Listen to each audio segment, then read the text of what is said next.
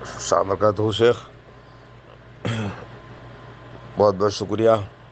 آپ سے تو ہم نے بطور گفتگو کی سب باتیں کہیں، رہا وہ مسئلہ جس کے بارے میں آپ نے پوچھا ہے کہ مسجد میں اجتماعی رقیہ کا کیا حکم ہے، جہاں مرد خواتین دونوں جمع ہوتے ہیں، اثناء رقیہ لوگوں پر دورے پڑتے ہیں، شور مچتا ہے اور ایک عجیب و غریب ہنگامہ کھڑا ہوتا ہے۔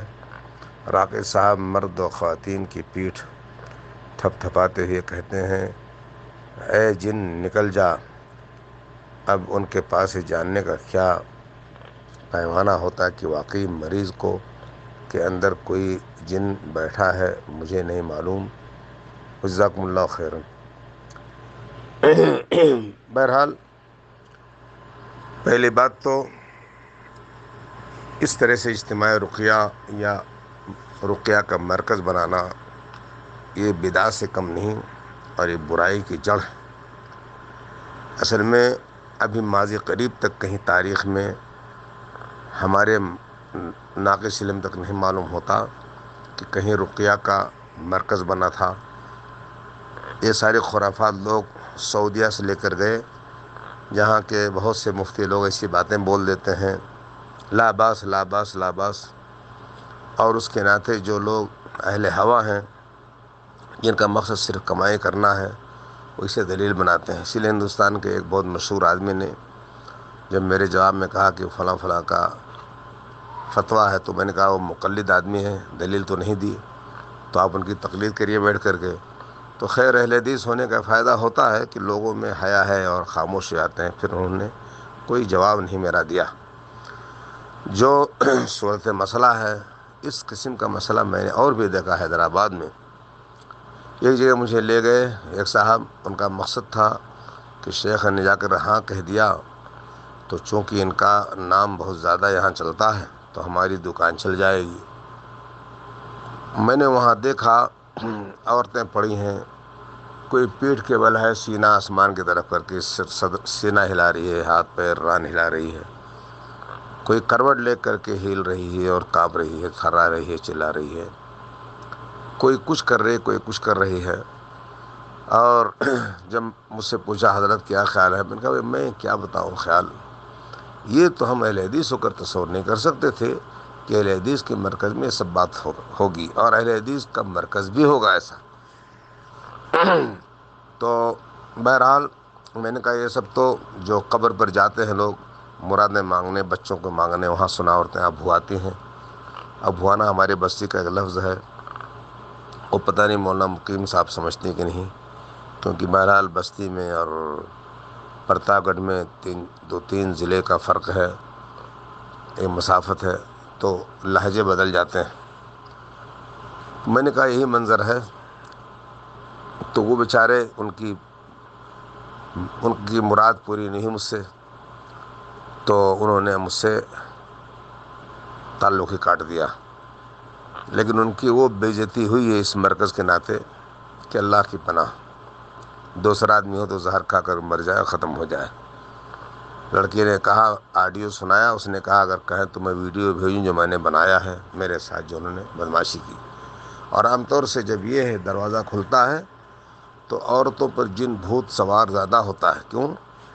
یہ تو اکثر مکار ہیں، جانتے ہیں کہ دجال کے پاس یہ سب زیادہ ہی جائیں گی۔ جب مدینہ کے باہر دجال خیمہ زن ہوگا، جیسا کہ مسلم کی روایت ہے، اور مدینہ میں نہیں آئے گا تو اللہ تعالیٰ زمین میں مدینہ کی زلزلہ پیدا کرے گا، جس کے ناطے منافقین بھاگیں گے دجال کی طرف نکل کر کے، اور اس میں عورتیں ہوں گی جو زیادہ ہوں گی دجال سے ملنے والی۔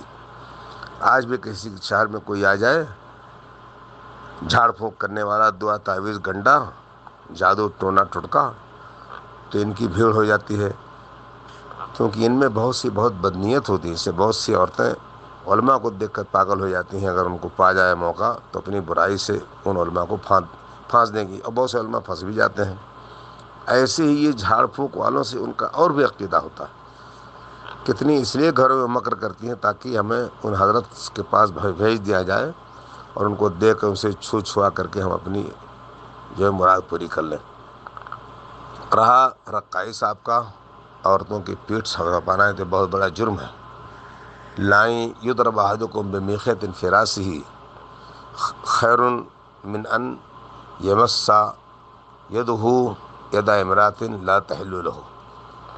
کسی آدمی کے سر پہ موٹا سوا، جس کو ہمارے بستی زبان میں سجا کہتے ہیں اور عربی زبان میں مسلح کہتے ہیں، اور مخیط لفظ آیا حدیث میں، اگر سوئی موٹی کسی کے سر میں ماری جائے تو وہ بڑی بات نہیں ہے، جتنی بڑی بات یہ ہے کہ ایک انسان اجنبی عورت کو اپنے ہاتھ سے چھوئے۔ لیکن یہ لوگ ڈاکٹروں پر قیاس کر کے سب کام کرتے ہیں۔ ظاہر بات ہے نبی صلی اللہ علیہ وسلم نے کبھی کسی عورت پر ہاتھ نہیں رکھا، جبکہ نبی حق کا درجہ جو ہے وہ دنیا جانتی ہے۔ نہ کسی صحابی نے، نہ کسی نے کبھی کسی پر جھاڑ پھونک کیا اور ہاتھ رکھا۔ ہم ہی لوگوں نے بہت جگہ مجبوری پر دعا کیا ہے۔ جھاڑ پھونک تو ہم لوگ بولتے نہیں، اس میں اچھا نہیں لگتا، لیکن ہم لوگوں نے کبھی کسی لڑکی کے سر پر ہاتھ نہیں رکھا، کسی کے پیٹھ پر نہیں رکھا، کسی کا ہاتھ کبھی نہیں پکڑا، نہ کبھی اسأل اللہ العظیم ان یشفیہ کے کہہ کر کے ہاتھ رکھا اس کے مقام معروف پر، کیونکہ یہ سب باتیں بہت ہی حرام ہیں۔ اور بہرحال یہ کام بدعت ہے اور اس قسم کا کام حرام ہے۔ ایسے کاموں سے پرہیز کرنا چاہیے آدمی کو۔ اگر کسی کی دعا میں شفا ہے تو ایسے ہی کر دے، یا سلف کے زمانے میں ہر شخص دعا کر دیتا تھا کہنے پر، جس سے بھی کوئی ذرا میرے اوپر پڑھ دو تو پڑھ دیتا تھا، یا خود کسی کو دیکھا بیمار اس کو پڑھ دیا۔ لیکن مرکز کھولنا اور اس کے لیے فتویٰ دینا، ہمارے بعض علماء ایسے ہیں ان سے جو فتویٰ بھی لے لو، وہ تو بعض لوگوں کو ہم لوگوں نے ڈرا دیا ہے، اور نہ پتہ نہیں کیا کیا فتویٰ دے دیں۔ لیکن بعض لوگوں کو ناک لگا دی گئی اور کہا گیا کہ آپ نے بات کیوں کہی، تو ان کے پاس جواب نہیں رہا۔ دوسری بات اصل بات یہ ہے کہ جس کی روزی جہاں سے کھل جاتی ہے نا، اس دروازے کو بند نہیں کرتا۔ جس سے بہت سے ہم نے بمبئی میں لوگوں سے کہا کہ آپ کی کمائی حرام ہے، تو ہمارا فتویٰ نہیں پسند آیا، فتویٰ ان کا پسند آیا جو ان کے ہاں روزی دعوت کھاتے ہیں اور ان کی والی کرتے ہیں۔ ایسے ہی شیخ البانی، بن باز، فوزان، فلان فلان فلان، ان سارے لوگوں کا فتویٰ فوٹو کی حرمت میں نہیں پسند آیا۔ مسجدوں میں اور مجلسوں میں جہاں تقریر ہوتی ہے، پنڈالوں میں فوٹو خوب ہوتے ہیں، لیکن چونکہ اس سے ان کا بازار گرم ہے، ان کی تعریف ہوتی ہے، واہ واہ خوب ہوتا ہے، اس لیے ان علماء کی بات لاتے ہیں جو نہ عیر میں سے نہ نفیر میں سے، جن کے فتوے کی کوئی اہمیت نہ، وہ اہل علم ہے۔ ایسے ہی ہمارے ایک رشتہ دار ہیں، ان کی کہیں نوکری ہے جہاں اس نوکری میں کچھ جھاڑ پھونک بھی ہے۔ ان کے بارے میں سنا کہ پانی میں جھاڑ پھونک کرتے ہیں، شہد میں بھی جھاڑ پھونک کرتے ہیں، یا کس چیز میں کرتے ہیں، تیل میں۔ افسوس کی بات ہے، اہل حدیث ہیں اور یہ سب کام کرتے ہیں۔ ہم نے پہلے لوگوں سے کہا ہے کہ پانی میں یا کسی سائل چیز میں یا کسی بھی ایسی چیز میں پھونکنا یہ حرام و بدعت دونوں ہے۔ حرام اس لیے کہ نبی صلی اللہ علیہ وسلم نے ہم لوگوں کو برتن میں، پانی میں، ان سب چیزوں میں پھونکنے سے منع فرمایا۔ بدعت اس لیے کہ نبی صلی اللہ علیہ وسلم سے اس کا ثبوت نہیں، کوئی صحیح سند سے نہ حضرت عائشہ سے نہ حضرت ابن عباس سے ثابت ہے۔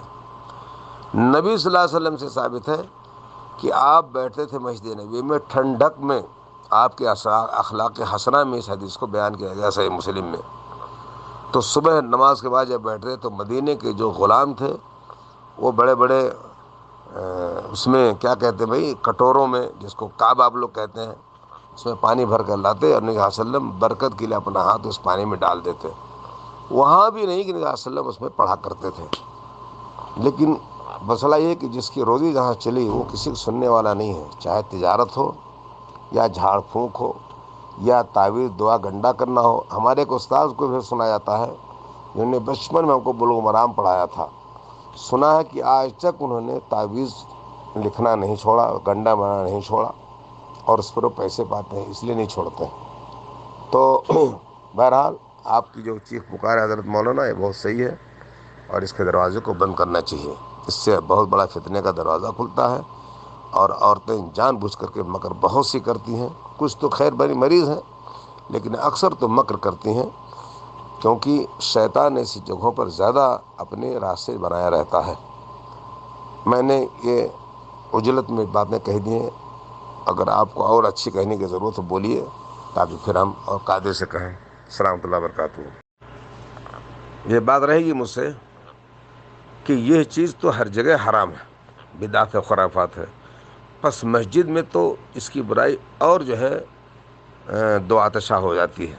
مسجد میں اس قسم کی حرکتیں، وہاں پر اجتماعی جھاڑ پھونک، وہاں پر لوٹنا چلانا، عورتوں کا ہر سر پٹکنا، سینہ ہلانا، اور حضرت جو ہے راقی صاحب جھاڑ پھونک کرنے والے، ان کے ہاتھوں کو، ان کی پیٹھوں کو تھپ تھپائیں، گویا کہ ہاں جن پکڑ لیا انہوں نے، کہہ رہے نکلو نکلو نکلو۔